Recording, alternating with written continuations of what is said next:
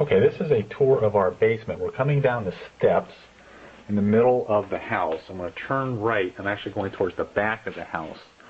Now this is the area that used to have this kind of paneling. So I went ahead and removed all this paneling.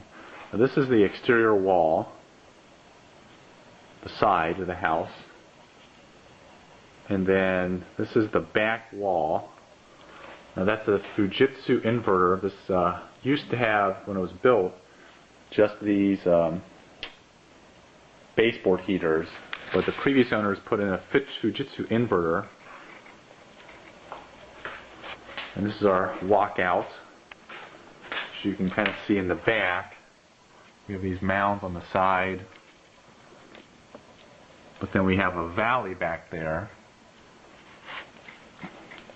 So now we're going to go into the bedroom area. Now this room is drywalled, and I'm going to come down here, and we'll see there's plastic sheeting, but you can see the concrete that forms that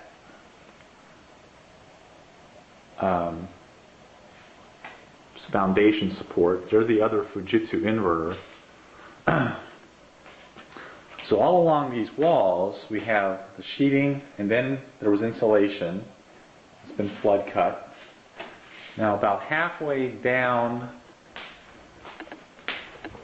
into this room, we'll pick up, here is at the top, we'll see this is where the steel I-beam runs through the house.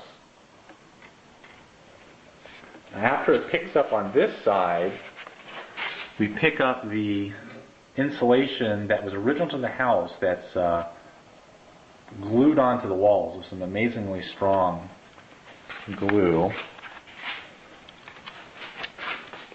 Now here is where we start to pick up with the, now this goes all the way to the top until it hits where the, I guess, joists are, or the, I don't know what you call those. Now this is where our sump pump that was just put in starts and goes along all front of the house. And that's the sump pump itself. We can take a look into here, see where we had to cut away a little bit of the foam. But we can see how the foam goes up to the joist, but then it just picks up some insulation.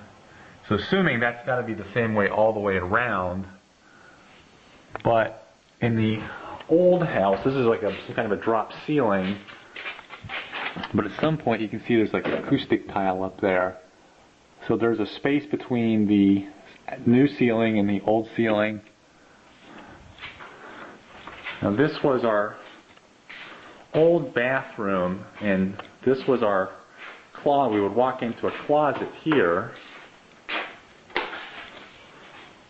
Now the plan is, this is going to become one big bathroom,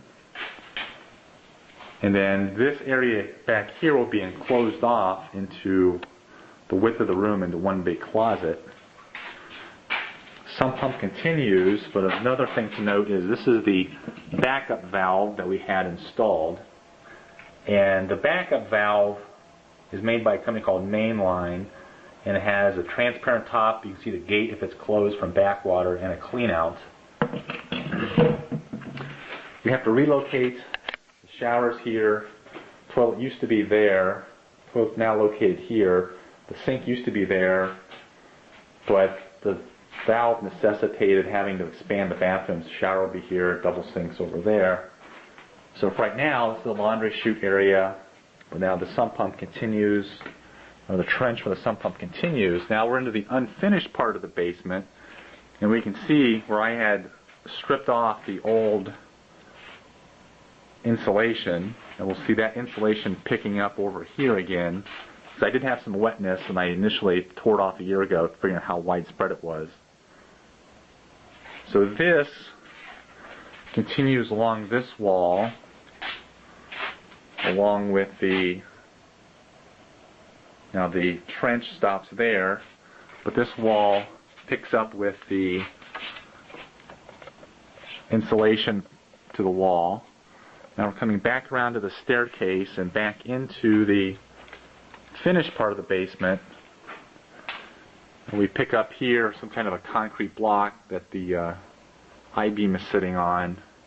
But then it picks up this insulation. Again, we can see the concrete poured foundation. But it looks like this area never had any of the stuff glued onto it.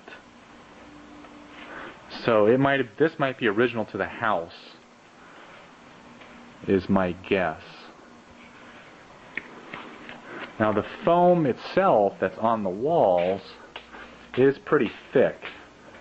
Just a sample of it here off of the, it won't be completely in focus, but you can see, get a sense of how thick it is based on the size of my finger. So it's got to be about an inch or so thick insulation.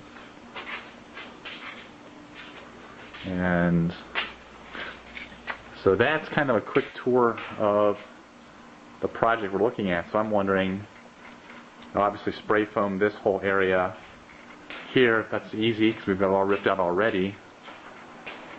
But then I guess the question is, do we go ahead and rip all this out and insulate probably up to where this joist is, and then maybe we stop there.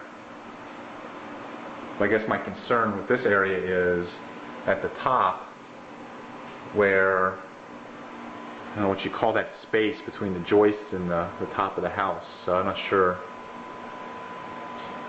We just wind up ripping everything totally out all the way through this whole room. Thanks for watching this video.